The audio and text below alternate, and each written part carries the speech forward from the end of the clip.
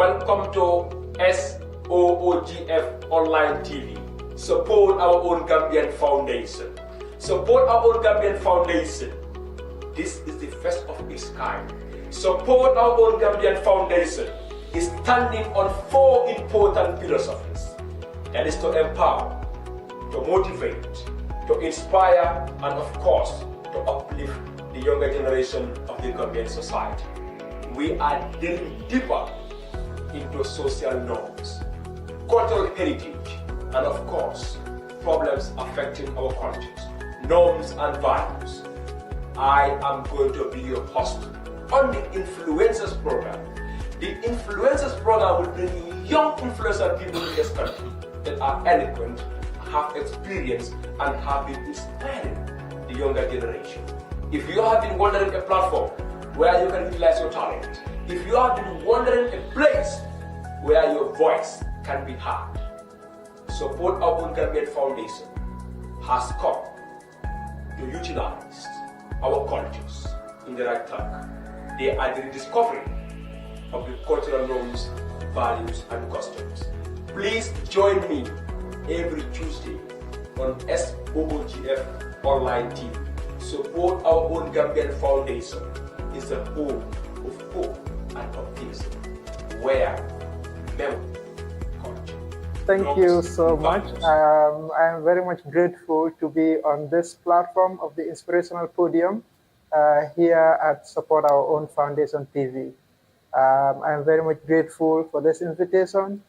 Today, on the Inspirational Podium, we will be talking about disability issues.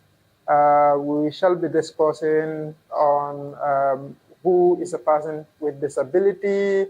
We'll be talking about challenges that are faced by persons with disabilities, ranging from our homes, our societies, the educational sector, the employment sector, and it continues. We shall also be discussing some of the solutions to these challenges.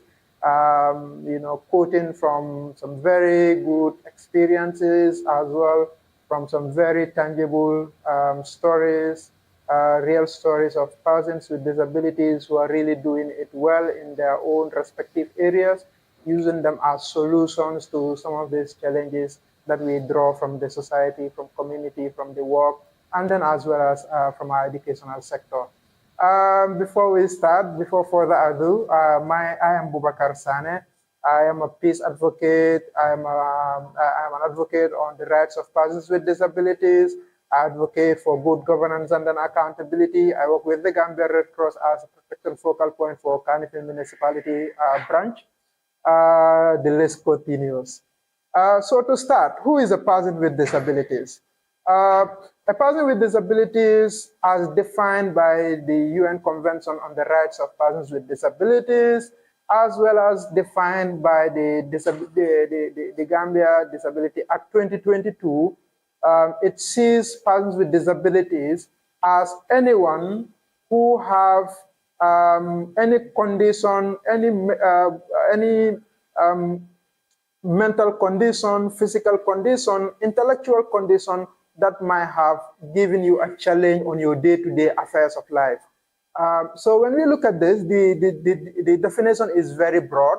It looks at somebody who has a mental issue, and with regards to due to that mental issue, it affected your day-to-day affairs of life. It also talks about intellectual, somebody who has difficult of remembering, has difficult of catching up what you taught the person, or have a difficulty in anything that has to do with academics. That person is referred to as a person with disability. Also, anybody who have any physical condition as well that might have affect the person day-to-day affairs of life. Like, for example, vision. The person is not able to see. I want to walk out this room, and maybe because I'm not able to see, it makes it difficult for me to be able to find my way out. I want to see the environment. I want to see the nature of the environment, and then I am not able to get that. Therefore, it is making it difficult for me to be able to catch up with the day-to-day affairs of life. Also, hearing.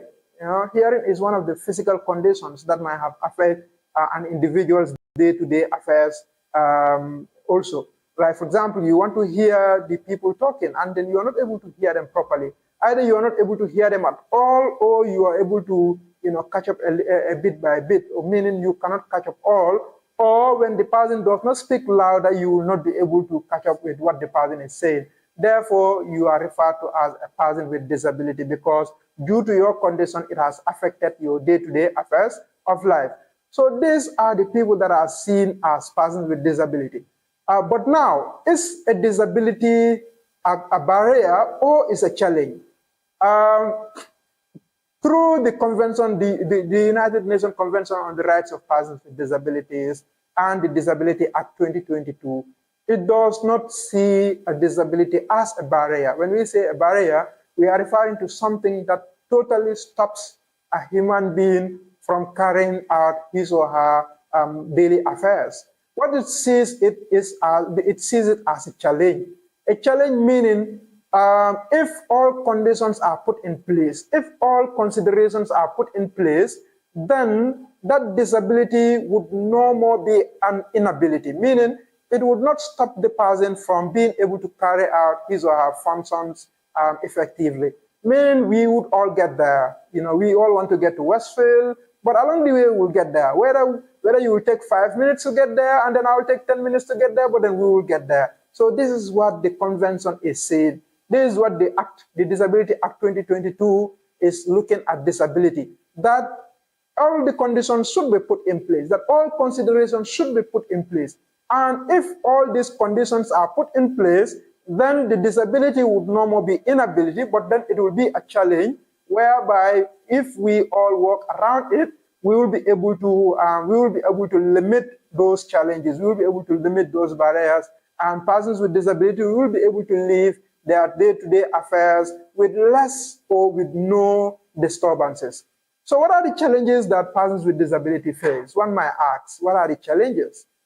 We start from home level, acceptance. Acceptance is one of that difficult, one of that challenge that persons with disability face. It is very difficult for parents to accept that the child that they have who is a person with disability can make it up in life. It is difficult for the sisters, the brothers, it's difficult for the guardians to accept that this person with disability that they have in life would be able to be somebody that could be looked up to in the future. It is very difficult for them to see that this is a person that they could train, and the person would be able to catch up, and the person would be able to do things on him or herself with less or no disturbances. So acceptance is one of the difficulties that we face as persons with disabilities. Another challenge that it is faced is giving the person's rights as expected. It is difficult for parents to give persons with disabilities their right, the fundamental basic rights, right to education, right to health, etc., etc.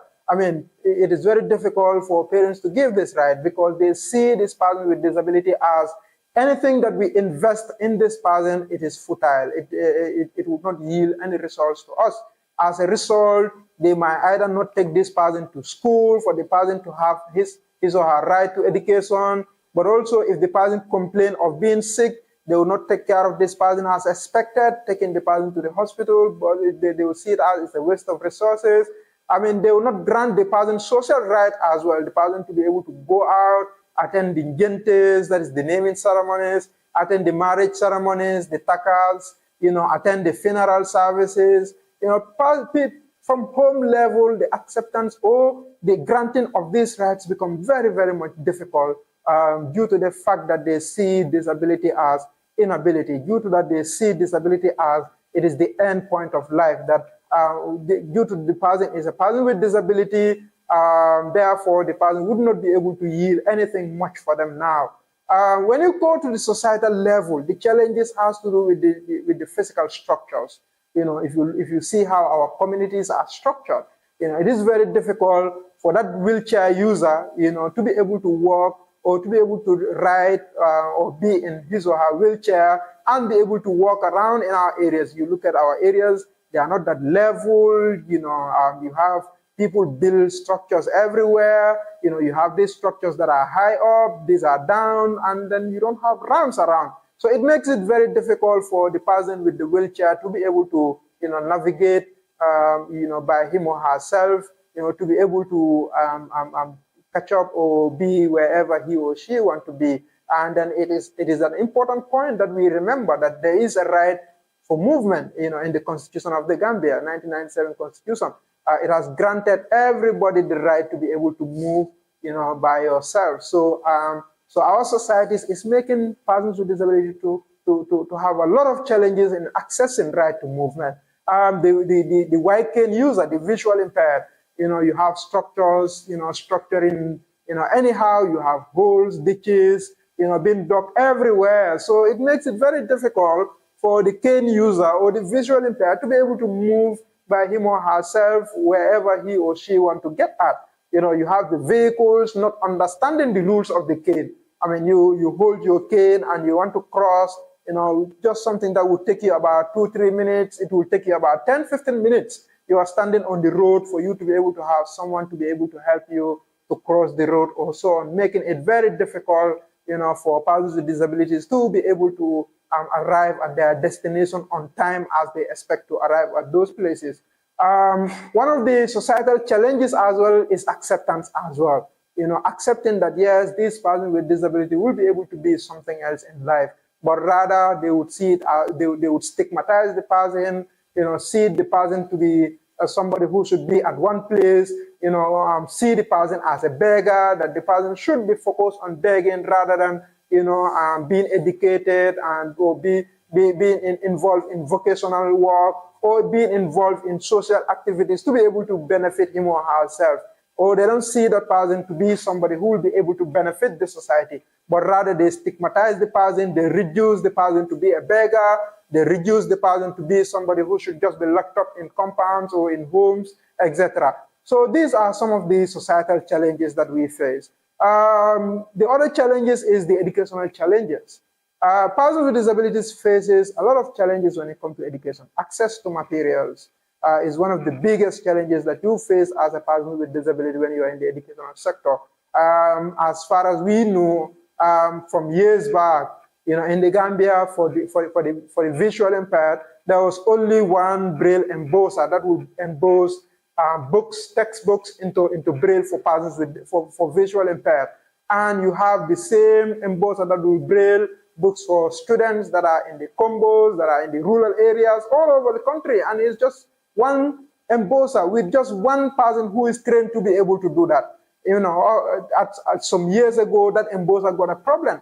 Up to this point, we knew that there is an embosser, but the embosser is not effective, therefore making it very difficult for visual impaired to be able to access textbooks and to be able to learn effectively, and they are expected to do the same exams that the sighted people are doing, and they are not able to access textbooks. So accessing educational materials is a challenge. Tactile materials are not available, or if they are available also, but very low quantity. Persons with disabilities would not be able to learn as effectively as their sighted counterpart. You draw something on the board. What is there for the person who have a visual impairment to be able to touch and say that, well, this is the map of the Gambia. This is the map of West Africa. This is the river. This is the ground. This is the sky. I mean, there is no tactile material, or there are very, very, very low quantity of tactile materials for the visual impaired or for persons with disabilities to be able to catch up, with the educational sector. Sign language interpreters for the deaf and hard of hearing. I mean, we have very, very less sign language interpreters in the country here, making it very difficult for the hard of hearing and the deaf people who are in the educational sector to be able to have effective access to education. If you go to the educational sector as well, access to the environments. You have classrooms that are high up. We have classrooms that are not disability friendly. They do not have ramps, making it very difficult for people with wheelchair or people with crutches to be able to have access to those classes.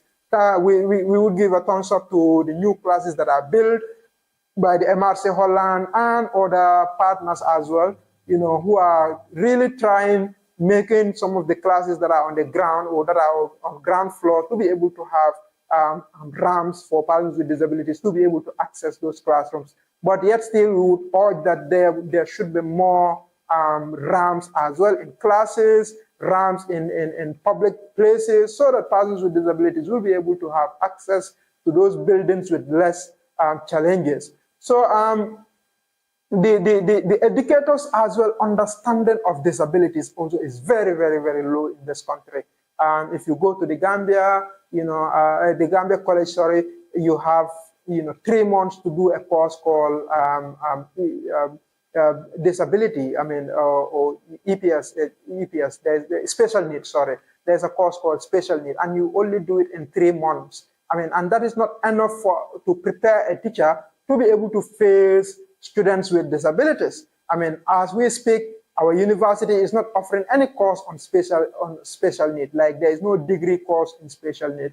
So it is making it very difficult to have people who are specialized in special need to be able to support persons with disabilities at school level. So therefore, it makes it very difficult for students who have disabilities to be able to catch up in schools as effective as they are cited or as able counterparts as well. So these are some of the challenges that we have at the educational sector. When it comes to the employment sector as well, the acceptance, again, acceptance come into play. The work environment, the institutions, the sectors, they had it very, very difficult to accept persons with disability or to believe that this person with disability, we would be able to employ this person and the person would be able to carry out his or her functions as effective as the so-called able people. We would definitely give a gratitude to the government, most especially at the educational sector, for employing a lot of persons with disabilities. Today, you have a good number of persons with disabilities who are employed as teachers, but that is really not enough. How many of us really want to be teachers? We definitely want to be directors. We want to hold other bigger positions. We also want to be, we want to be secretaries. We want to hold other important positions as well. But then it is up to the institutions, it is up to the government as well to make this possible, so that you have persons with disabilities to be able to explore, their wish or fields that they want to be in, or their dream careers as well, for them to be able to achieve them. Persons with disabilities should be able to be security people. They should be able to carry out other functions in the civil society, in the civil service, and then as well the public service as well. We also thank the Gambia Red Cross Society, my employers who employed me as a protection focal point for KM branch, also for accepting to be able to incorporate a person with disability in their institution. So we urge other institutions as well to be able to accept persons with disabilities, because these are people that have families. These are people that have people to take care of. So therefore, employing them is able to bring inclusion, but also it is a means of granting the person's right, but also it's also helping the person to be able to carry out his or her responsibilities, his or her family responsibilities as expected. So employing persons with disabilities is something else that we face in this country. These are some of the challenges that we wish to highlight, and we quickly get to the the solutions. What should we do? The Disability Act have really been a very good yardstick or a very good instrument that we would definitely congratulate the government for really accepting to pass or to assent to the Disability Act 2022. But also we would definitely like to thank all the civil societies. We would definitely like to thank the Gambia Federation of the Disabled for really being in the forefront to ensure that the Disability Act is passed. After 9 years or 10 years that it has been roaming in almost all institutions, in all offices, trying to go around, and there was a lot of skepticals in how do we, incorporate the Disability Act, in our framework. But thank God, in 2022, we were able to have that passed. So the Disability Act is one of the solutions that we have, or is one of the instrument that we have, and it has really detailed out a lot of things that when we carry them out, persons with disability will be able to live their life as expected as possible. They will be able to carry out, they will be able to live happily, and also it will also include, them as well in the society, in the community, in the employment sector, and all different aspects in life as well. So the Disability Act is one of the great instruments that we have. But also one of the solutions is acceptance. We want, parents, we want employers, we want government, we want civil societies to accept that being a person with disability is not the end point of life. That, with trainings, with support, with rehabilitations, these people will be able to make it up in life. They will be able to be people that will be able to be exemplary in their communities, but they could also contribute effectively towards the development of their societies, their homes, their communities, and the country at large, and the continent and the world at large. They would be able to contribute, immensely. So we look at some of the success. We would highlight some of the persons with disabilities who are really doing it remarkably well in the country here. First, I would like to highlight Your Worship Mohammed Krubali, or His Worship Mohammed Krubali, who is a principal magistrate in the Gambia. Regardless of his disability, his visual impairment, he is one of those top magistrates that we have in the country. Really handling some very, very, very high-profile cases at the high courts of the Gambia. We have somebody like Aliou Jaite, who is a visual impaired. After his schooling, he had disabilities, and he served as a teacher for a number of years, traveled, went outside, learned accessibility features like how to use computers and so on. And he came back to the country and he established an institution called Start Now, where he is the director, and then he's a co-founder to that institution, and then he served as the director of that institution, training a good number of visual impaired on how to use computer, on how to use the cane, orientation and mobility skills, on how to live independently in life or semi-independently as well in life. So Aliou Jaite is really doing it big. He's really training, he's really impacting in the lives of a whole lot of visual impaired in the country. We have somebody like Cherno Cisse, who is one of the parliamentarians, youth parliamentarians at the NYP, that is the National Youth Parliament, and he has been a social rights advocate for persons with disabilities. Going all places, talking about disabilities, inspiring change in the communities. You have Aliou Jallow, who is a poet. He is one of those top poets that we have in the country. He's a visual impaired, but I can definitely bet that he's one of the best poets that you can have in this country. You have somebody like Bintou Sanneh as well, a very, very top poet as well in this country. He's the last Poetry Slam champion winner in this country. So you have a lot of them. You have a good number of persons with disabilities, who are really doing remarkably well and really could serve as inspirations. You have persons with disabilities, and they're able to do a whole lot of things by themselves. Just with training, with confidence, with support, you definitely have them doing bigger things.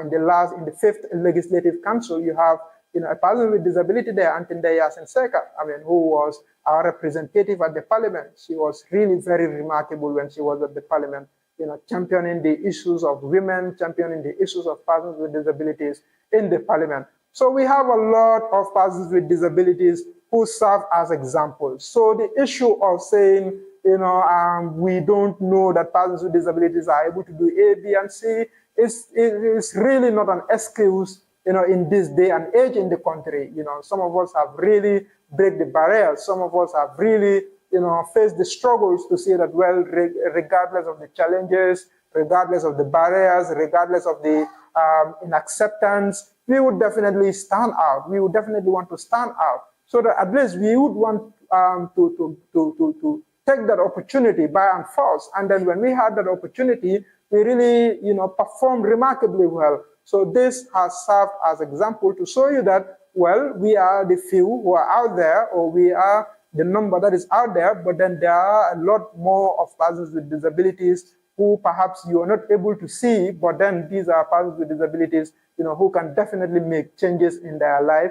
So in conclusion, would like to thank once again the Support Our Own Foundation for this opportunity through their Inspirational Podium for granting us this opportunity. Thank you so much.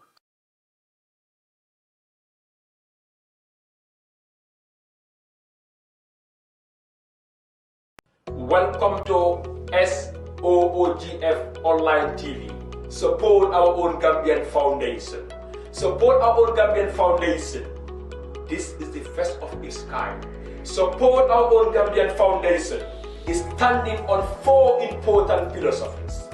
That is to empower, to motivate, to inspire, and of course, to uplift the younger generation.